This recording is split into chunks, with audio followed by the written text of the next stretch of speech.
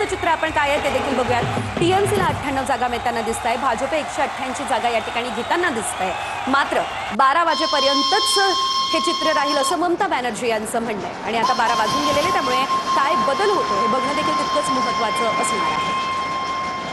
पश्चिम बंगाल, तमिळनाडू आणि केरळम या ठिकाणी सत्ता बदलते। भाजप 188 जागा त्या ठिकाणी आघाडीवर आहे। पश्चिम बंगालमध्ये भाजप पहिल्यांदाच पश्चिम बंगालमध्ये सत्ता स्थापनेच्या अगदी मजबूत स्थितीत सत्ता स्थापनेच्या दृष्टीने वाटचाल करते। आकडेवारी तसंच सांगते। एकंदरीत आपण जर बघितलं तर बहुमतापेक्षा जास्त आकडे या ठिकाणी भाजपच्या पत्रात पडताना दिसत आहे। कदाचित या ठिकाणीची मोदींची जादू होती, त्यांनी घेतलेला रॅली होता, त्याचा परिणाम झाला असल्याचं बघायला मिळतोय। पश्चिम बंगालमध्ये भाजप 188 98 जागांवर आघाडी आहे सध्या तृणमूल काँग्रेसची। काँग्रेस 2 जागांवर आघाडीवर आहे आणि डावे या ठिकाणी 1 जागा घेताना दिसत आहे। तमिळनाडूमध्ये 105 जागांसह टीव्हीके सगळ्यात मोठा पहिला पक्ष ठरतोय। तर एडीएमकेला 71 जागा, आयडीएमकेला 58 जागा केवळ मिळताना दिसतात। आतापर्यंत डीएमकेची सत्ता होती, मात्र आता तो थेट 3 नंबरचा पक्ष झाला आहे।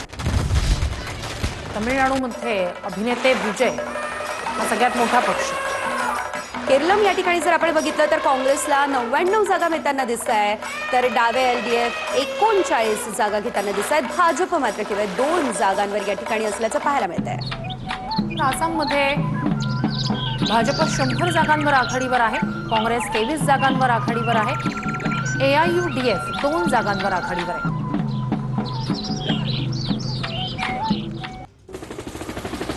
थेट पुदुचेरी या ठिकाणची आता आपण आकडेवारी बघणार आहोत। भाजपला 20 जागा तर काँग्रेसला 7 जागा या ठिकाणी मिळताना दिसत आहे। पुदुचेरी जरी छोटं राज्य असलं तरी भाजपच्या दृष्टिकोनातून अतिशय महत्त्वाचं राज्य हे होतं आणि या ठिकाणी देखील 20 जागा भाजपला मिळताना दिसत आहेत। पश्चिम बंगाल, तमिळनाडू आणि केरळ या ठिकाणी नेमकं काय घडतंय आकडेवारी पाहूया। भाजप 189 जागांसह पश्चिम बंगालमध्ये सगळ्यात मोठा पक्ष, मागच्या वेळेला 77 जागा आणि आता थेट 189 जागांपर्यंत आत्ताच्या या कलांमध्ये त्यांनी आघाडी घेतली।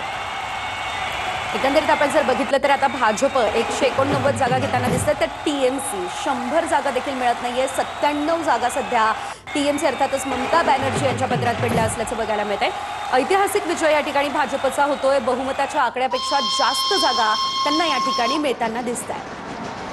तृणमूल जो तिथला सत्ताधारी पक्ष आहे, ममता बॅनर्जी आत्ता सुद्धा दावा करतायत की वेट वॉच निकाल बदलणार। भाजप सध्या 189 जागांसह सगळ्यात मोठा पक्ष आणि सत्ता स्थापनेच्या मजबूत स्थितीत भाजप 2/3 जागी भाजपनं आघाडी घेतलेली आहे पश्चिम बंगालमध्ये।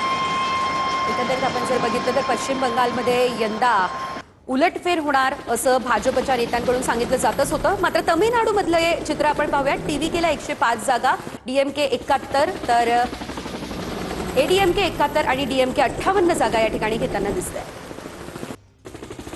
तमिळनाडूनंतर केरळमधलं काय चित्र आहे? 39 जागांवर आघाडी आहे, डाव्यांची 99 जागांवर काँग्रेसची आघाडी आहे, 2 जागांवर भाजपची आघाडी आहे। केरळमधलं हे चित्र आपण पाहतोय। केरळमध्ये सत्ता बदल होतोय आणि त्यानंतर आसाममध्ये जर आपण बघितलं तर 100 जागा सध्या भाजपला मिळत आहे, काँग्रेसला 23,